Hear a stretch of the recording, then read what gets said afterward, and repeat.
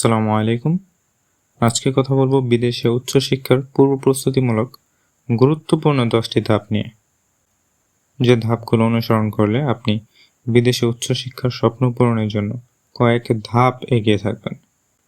স্টেপগুলো খুবই basic steps, কিন্তু এই ক্ষুদ্র ক্ষুদ্র ভুলগুলোই আপনার বিদেশে পড়াশোনার স্বপ্নকে বেচতে দেওয়ার জন্য যথেষ্ট।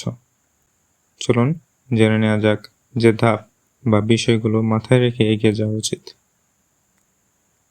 ধাপ 1, পাসপোর্ট প্রস্তুত করা।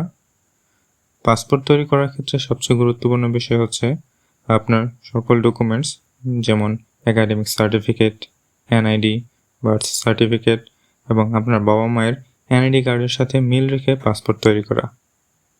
যদি ডকুমেন্টসগুলোতে নাম এবং তারিখ সংক্রান্ত কোনো জটিলতা থাকে, তাহলে আগে সেগুলো সংশোধন করে তারপর সঠিকভাবে পাসপোর্ট তৈরি করা।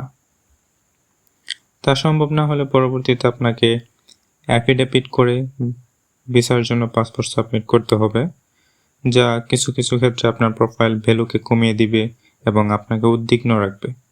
তাই পরবর্তীতে এসব হ্যাসেল এর সম্মুখীন হতে না চাইলে নির্দেশনা মতো সঠিকভাবে পাসপোর্ট প্রস্তুত করুন। ধাপ 2, আপনি যে বিষয়ে পড়াশোনা করতে আগ্রহী সেই বিষয় ও ইউনিভার্সিটি নির্বাচন করুন এবং ওই সাবজেক্টের ক্ষেত্রে ওই ইউনিভার্সিটিতে অ্যাডমিশন রিকোয়ারমেন্টগুলো সম্পর্কে বিস্তারিত জানুন। সম্ভব হলে ওই ইউনিভার্সিটির যে টেরিটরিতে অবস্থিত ওই টেরিটরির জব ও লিভিং এক্সপেন্স সম্পর্কেও ধারণা রাখুন।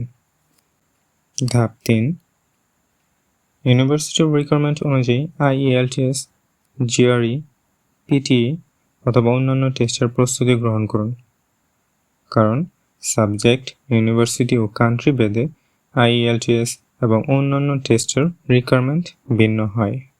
ধাপ 4, ইউনিভার্সিটির রিকোয়ারমেন্ট অনুযায়ী সকল একাডেমিক সার্টিফিকেট, মার্কশিট ও অন্যান্য ডকুমেন্টস যেমন রিকমেন্ডেশন লেটার ও MOI সার্টিফিকেট সংগ্রহ করুন এবং মোটিভেশন লেটার রেডি করুন। মোটিভেশন লেটার বা SOP আপনার অ্যাডমিশন ও ভিসা পাওয়ার ক্ষেত্রে খুবই গুরুত্বপূর্ণ। তাই আগে থেকে মোটিভেশন লেটার লেখার প্রস্তুতি নিন এবং সময় দিয়ে সুন্দর করে গুছিয়ে লেখার চেষ্টা করুন। ধাপ 5, যদি অ্যাপ্লিক্যান্ট ও স্পন্সরের ব্যাংক অ্যাকাউন্ট ওপেন করা না থাকে, যত দ্রুত সম্ভব ব্যাংক অ্যাকাউন্ট ওপেন করুন, কারণ ব্যাংক স্টেটমেন্টের ক্ষেত্রে স্পন্সরের লাস্ট 1 বছর অথবা 6 মাসের ব্যাংক স্টেটমেন্ট দেখাতে হবে। যদি আপনার স্টুডেন্ট লোনের প্রয়োজন হবে মনে করেন, তাহলে যেসব ব্যাংক স্টুডেন্ট ফাইল ওপেন করে ও লোন প্রদান করে সেসব ব্যাংকে অ্যাকাউন্ট ওপেন করুন। ধাপ 6, স্পন্সরের প্রয়োজনীয় ডকুমেন্ট প্রস্তুত করা। এক্ষেত্রে আপনার স্পন্সরের পেশা অনুযায়ী এবং আপনি যে দেশে পড়াশোনা করতে যাবেন ওই দেশের ভিসা নীতি অনুযায়ী আপনার স্পন্সরের যেসব ডকুমেন্টস সাবমিট করতে হবে ওই সকল ডকুমেন্টস আগে থেকেই প্রস্তুত রাখা। ধাপ 7, যে দেশে পড়াশোনা করতে যাবেন ওই দেশের স্টাডি গ্রুপগুলো যেমন ফেসবুক, মেসেঞ্জার ইত্যাদি গ্রুপগুলোতে কানেক্টেড থাকা এবং সিনিয়রদের সাথে নেটওয়ার্কিং রাখা। ধাপ 8, ইউনিভার্সিটির অ্যাডমিশন অ্যাপ্লিকেশন টাইম পিরিয়ড বা ডেডলাইন সম্পর্কে জানা এবং তা নোট রাখা।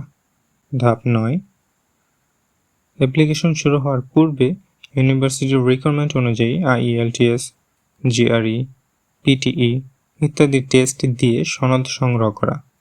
যদি সম্ভব হয় কিছুদিন সময় হাতে রেখে এক্সাম দেওয়া উচিত, কারণ আনফরচুনেটলি যদি আপনি কাঙ্ক্ষিত স্কোর না পান তাহলে যেন পরবর্তীতে আবার এক্সাম দিয়ে সেশনটি ধরতে পারেন।